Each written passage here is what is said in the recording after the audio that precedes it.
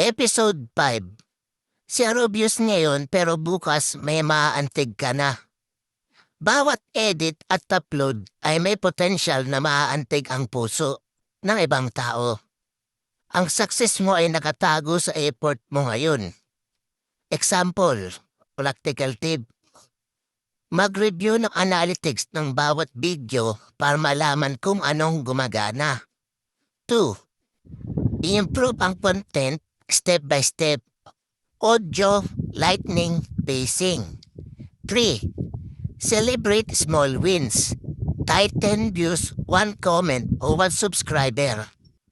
Patient plus improvement equals long-term growth. Kahit maliit, bawat growth ay akbang patungo sa malaping impact. Like, follow at comment, never give up para sa next episode.